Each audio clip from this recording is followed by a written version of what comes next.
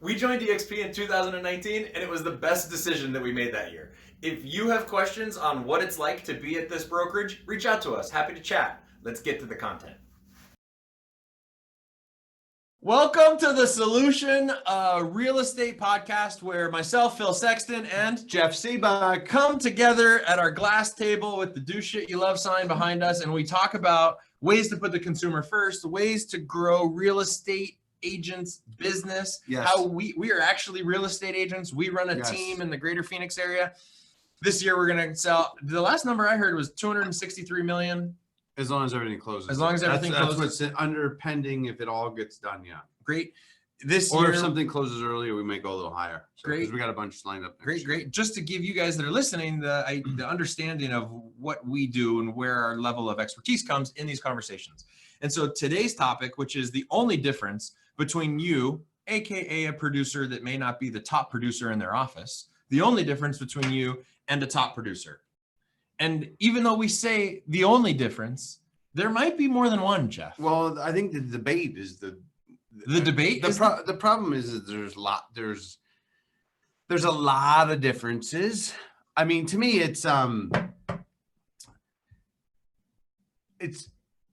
think because real estate is taught at a basic level, meaning that I think that this is a new concept to most that are listening in. But the reality is that 95% of agents approximately sell less than 12 transactions a year. Okay. So the belief is industry-wide, all the training, all the elite trainers out there are all talking to the people that do between 1 and 12 transactions. Okay. Yep. So all of the training, because if they want to make money, you know, it's hard to just focus on the elites because the elites they don't think they need it because they're all of the training out there that they've already taken. They believe that they should be trainers now that they've done more than 12 transactions. And there's nothing to take people from, because to me, when you do 12 transactions, really, you're only proven to be great, right? It's like, you're only proven to be good. You're only proven to be good. Yeah. Right. Until you do 100 transactions, it's proof that you become great. Got it. Right. So today we're going to talk about how we go from good to great and the things that are in between those that it's the difference between what was the topic today?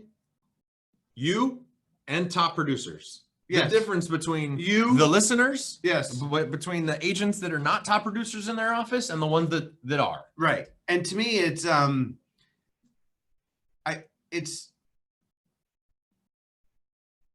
you only feel that you're as good as the great agents, right? Like feeling doesn't create checks. You know, we've been basing our podcasts off of the trainings that we've been doing inside of the EXP world, right? Mm-hmm. We just concluded with our 8-week series in there, and we're still going back and forth with a lot of people that are in the class. However, this last week was about efficiency and execution.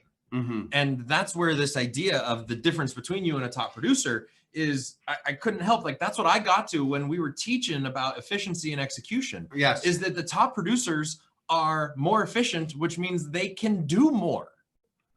Yes. I mean, I'll give you an example. So someone that is may take their first listing at 600,000, and because they are unsure of all of the answers when their seller asks it, the seller can actually hear it in their voice because they use words like, well, I don't know, let me look, I got to check, right? Like not realizing that when you're using that stuff, you are creating indecisions in your seller's mind, which then has them asking more questions because now they're doubting you because you didn't know the answer to their first question. But it's hard to see because nobody tells you that. I'm with you. Okay. I think that is inefficient. That's what I'm just trying to explain. You give specifics of what I mean by inefficient is spot on, because as soon as there's a little bit of doubt in your seller's mind, now you have to work harder to get back in front. Yes, you have to work twice or 3 times or 4 times as hard. And then, but the problem is that you feel because they keep on asking questions that you should be getting paid more because you answered the question, not realizing that you created additional questions, right? Like you feel fulfilled because, well, I did a great job. When you say paid more, I think what you're actually introducing is the concept of how much we make per hour. Well, that's how you determine if you're great. Is an elite agent makes usually between, I'm going to say it starts at around $200 an hour and goes up to, I mean, the elite agents, I'm going to say $1,000 an hour, or maybe $1,500 an hour, right? Like my goal this year was trying to get to only doing tasks that are valued at $1,000 an hour, right? So yeah. So with that, so what's the difference? So what's the difference to me? Efficiency. It is how you stay ahead of your clients in order to help save you time. Right. Because you have to, like, getting from $200 an hour to $1,000. But actually, here's what happens. A lot of the people I think that listen to our podcast they might not be doing 12 deals a year. They might be like, how do I get to 12 deals a year? True. Right. And so I don't want to say that you're making $200 an hour when you're trying to get to $12 deals a year. When you're doing 12 deals a year, you're making less than 20. I think the number is $26 an hour. Right. And because we have some agents on our team even where they're not efficient with their answers, and so they're more worried about their hourly rate. Well, here's what it is they look at the total number that they're getting paid. Yeah. Right. Meaning that if you make a check because to me, this is the crux of it, right? When if you get a check for $3,500, should you be happy? And my answer is yes, because I only spend 1 hour to earn that check of my time. The problem is that they spend 40, 60 hours to get that $3,500. So it's wrong to look at not making a lot of money, because the thing is we're going through commission compression. Yeah. We're going to go through commission compression, and checks are going to get smaller, and you have to learn to be more efficient and to execute better, because if you can't figure out how to get that done with 1 hour of your time, or let's say 3 hours in my analogy, I have to put 3 hours of my time, and now I'm paying, because the thing is you because step one, do the task, right? Step one, do the task, right? I want to get a listing, right? So then I have to write out all the steps to get my listing, which is create a CMA, right? So, and as we learn, that can take a long time. Weeks to create a few pieces of paper that they're willing to drop off on somebody's porch. That really has, not a CMA. I'm sorry, a pre-listing package. A pre-listing package, an info package, right? So then the next step is you got to set up an appointment, right? Like if you're doing all that work yourself, because at the first level is you have to learn how to do all of the tasks so that you can then manage someone doing those tasks. Like not only do you have to do the tasks, you have to learn all of the questions that come from That's why experience you become more efficient with more experience, is because in the beginning you're trying things that don't work. You don't know what works, so you're trying all kinds of stuff. Yeah, you're throwing out answers that are wrong, and the only way you know not to say that again is you lose, or you then waste yourself time because you got to go chase some rabbit instead of cutting it off at the pass. Correct. Yeah. Interesting. Yeah, I think so. As we were talking about it, I mean, obviously efficiency and execution. We talk to a lot of agents that know how to, they know where their business came from. They know they've done things that have created business, but they haven't gone back to that. Instead, they're like, let me find some other way to do business. And I think that consistency a lot of times helps people become top producers. Like if you find something that works and you're consistent at it, and you try to get more efficient every time you go through it, every month, every week, every day. I mean, that's Bruce Lee, 10,000, 10. You don't, it's not, don't fear the man that has 10,000 kicks. Fear the man that has done the same kick 10,000 times. because you have learned all the ins and outs of that one move. No, but you're saying consistency, but consistency means doing the same thing over and over and over again because you learn the ins and outs, and now you can elevate yourself in that. All right. So then let's get back to real world examples. Okay. Our listing appointments that used to last 2 hours. Yes. Right? Yeah. Why were we there for 2 hours?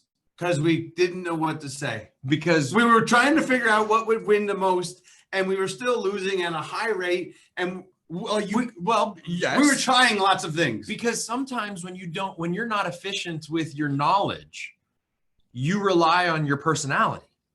And you need to spend more time with people to let your personality win. For me, I always hear in the background, that's personality, right? Yeah, because it's a circus show, because you're just trying to, okay, where you're from, win the relationship. I'm trying to, you're trying to guess ahead of them, right? Like you're trying to show off your skill. That's a circus. Yeah. But then when you go into a house for a listing appointment, you're much more efficient. Yeah, no, I got out of one the other day in 28 minutes. Had you met the person before? No. A stranger. In and out. 28 minutes. Well, did you railroad them into signing and then you ran? I took my cape is why. Yeah, I took my cape. I took the brand. But it took us because once you build the brand, the brand wins for you. You come in with more credibility. Oh yeah. The thing is did you see the thing I shared today in the coaching room? Oh yeah. From what Veronica Figueroa said? What? No. Oh, it was last year. I'm going to pull up the picture because last year when she was on stage at EXPCon, which is one of the national course conferences that EXP does, she said, real estate teams allow for borrowed authority. Yes. Right? Yeah, no, actually, brand. Remember borrowed authority. Borrowed authority. That's another way of saying brand. Yes. Another way of using their brand. Yes. Yes. Well, that's why agents that come and join our team actually succeed better under the brand because of the borrowed authority. No question. Yes. But that's what I mean. It's not just you that shows up with a cape. It's sometimes when you're in a marketplace that you're brand new, it's hard not to give people advice to go look at teams. Like what teams are there that do business? Well, I think the challenge is that the cape used to be Remax. The cape used to be the Keller broker. Williams. It used to be the broker. But brokers have not dominated local marketing like teams have. Right. Right. Like George Lawton has a brand, right? That is massive, right? Stronger than my home group. I would say if you pulled the consumers now know if I go to a real estate brokerage, there's 500 or 5,000 agents there. Who am I going to get? The brokerage no longer comes with a level of authority that it used to. Correct. Yeah. Yeah. Well, there's 50,000 agents. They flooded the marketplace. So now it's more specific. Interesting. Yeah. Nice. All right. What else? So the one thing, I wrote down a word for my one thing. What's your one thing? One thing? Yeah. Before we get to the word of what the one thing is, that the only difference, because the title of the podcast, the only difference between you and a top producer. Let's take a quick commercial break and we'll come right back to that. Hold on one second. And we're back. Welcome, guys, for tuning in to the real estate. All right. To the Solution Real Estate Podcast. Let's see the audience. Do you think that they might want to participate? Yeah, absolutely. So I just want to set this up because we haven't mentioned this on this podcast yet. For this episode, but we record these in a public Zoom room. And so, Adam, how many people do we have in the public Zoom room now? 10? 7 right now. 7 currently. So I see, Sabina, you're on video. What do you think of this conversation? I'm still waiting to hear the secret sauce. For the what? Say that again. The secret sauce. What is the... She's here for the magic postcard, Jeff. Well, here's the thing should we? What else? Well, here's the thing and I do agree. It's because we make jokes and we make fun because we said it. That was it. What's the difference? Like, how does she grow her business? Is that you have to get good? How many transactions? First of all, how many transactions do you do a year? I was just thinking about it when you we're talking about, I really didn't count them, but I did about 3 million this year. Okay. $3 million in What's production. your average sales price? This year, I will say about 350. I thought she was going to say 3 million. No, right. Yeah. So we go 10. Let's 3 just go million. 9. Oh, Yeah. right. Okay. Yes. You're So still learning. How many hours did you work a week? It depends. I have a different other businesses as well. So congratulations. Thank you. So how many hours on real estate do you think you work a week?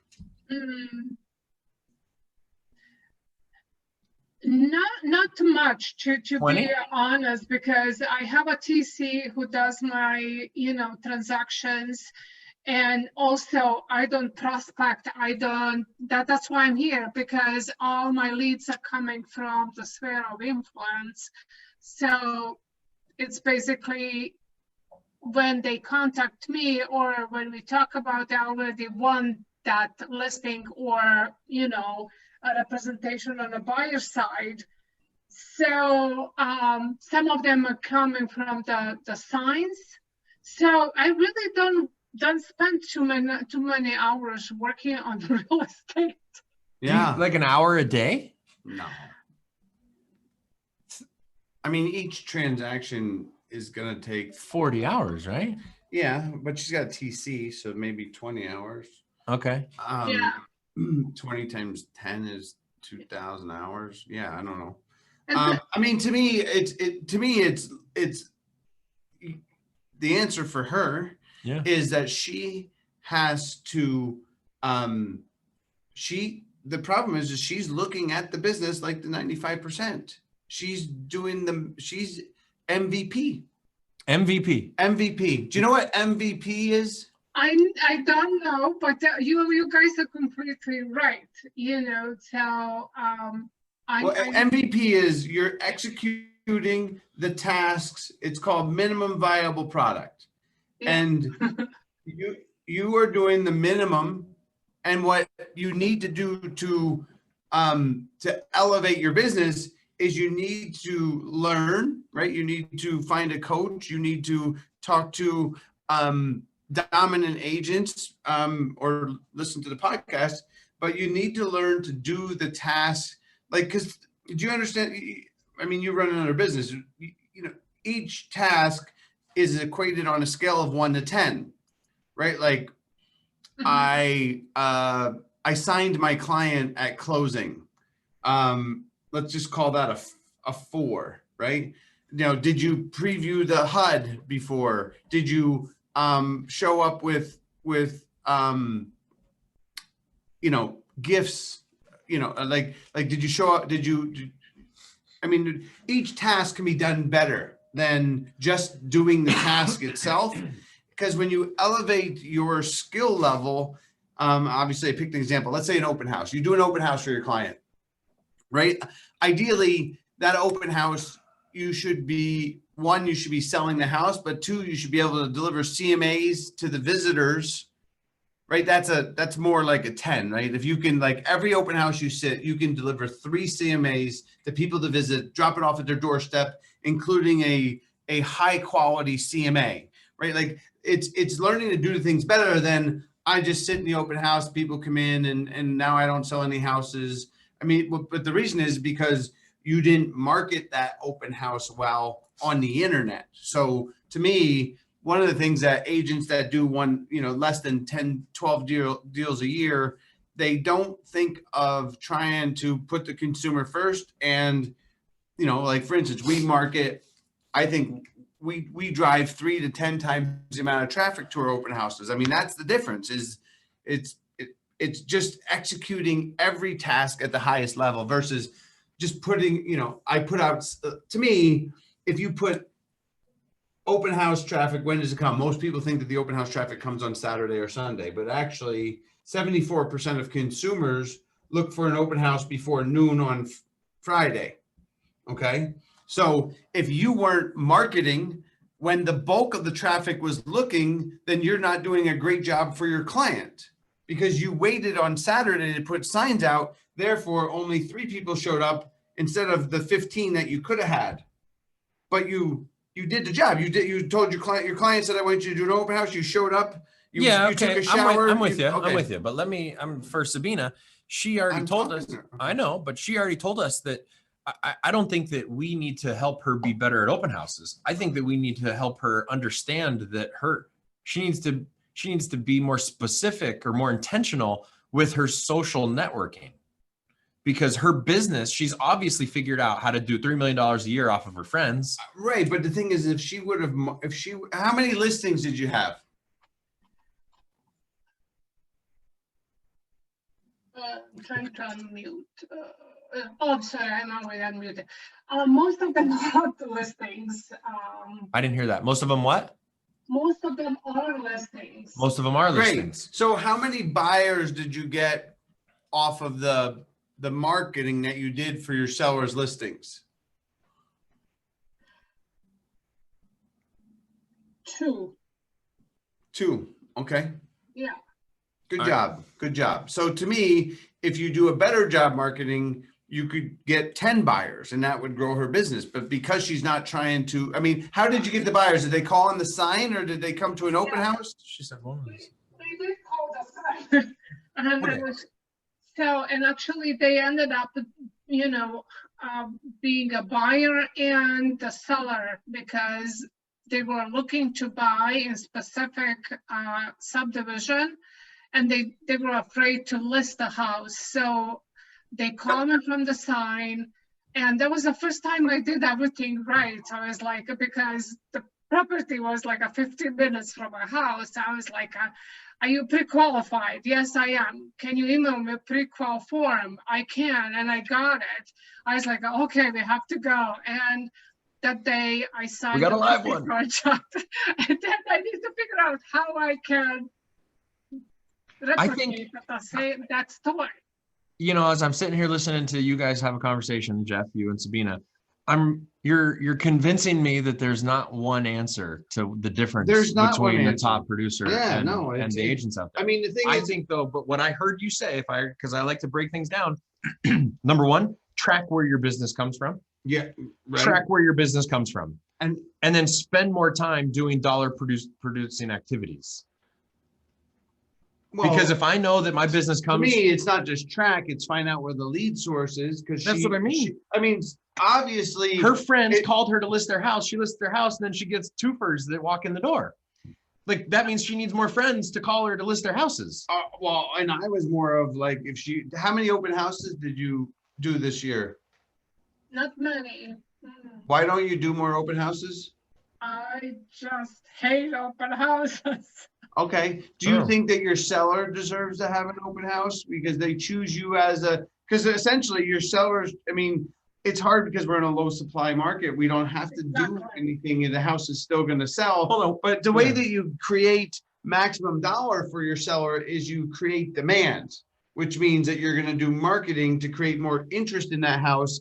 But then you're going to win from the more people being interested because obviously she's a very good agent. She can take a sign call and turn it into 2 deals. She has the skill. She just needs to put more time into, the word is leverage. The word is leverage. Oh, leverage. You got there. Leverage. The only difference. Yes. Hold on. What brokerage are you with and what market do you work in? I work in Maricopa County. At what brokerage? I just switched. I'm following you guys. I just switched from Realty One to EXP. Oh, nice. Nice. Awesome. So at EXP, I know that there's lots of agents that want to sit open houses. Just for the record, you don't have to be the one to sit the open house. Yeah, but if she wants to lead, she's the converter. The converter should sit the open house. Dude, you're talking about having her drive more traffic to help her sellers. I'm saying if you're going to put the consumer first and that your client is the seller, yes, you should be in the open house if you want more leads. However, if you want to sell that client's house for the most amount of money, you got to create more demand and you got to create an open house. Well, but you don't have to be the one that sits there. Well, I didn't have a hard time, creating selling these listings at the top dollars. Some of them even stunned me, Yeah, dude, there's 6,000. 59 houses on the market. We all look like rock stars right now. Yeah. But the Exactly. reality is that I'm trying to help you create more business by yourself by helping your clients. The more demand that you create, the more buyers interested, the more extra buyers that are not working and are looking for a great agent like you. And she could have done 20 transactions because of the idea is leveraging is the idea is you turn one listing into two. But what about the other 5, 6 listings you had? You could have turned those into 2 more transactions and 3 more transactions. And if you did a better job for your seller marketing, the phone would have rang more. And when the phone rings more, you don't ask them for a pre-qual. You just go show them the house, because great agents don't create obstacles in between having more meetings. Yes. The only difference between you and a top producer, Jeff Sibbach, your word is leverage. The only difference between you and a top producer, my word is consistency. Okay. Put those two together, and now you got the difference. Now you got right? the difference. Thank you guys for tuning in. Sorry we had to cut I hope today's short. we're helpful. I gotta go to an appraisal, but Get it done. get it done. Happy Thursday. Thank you, guys. Happy Thursday. Bye.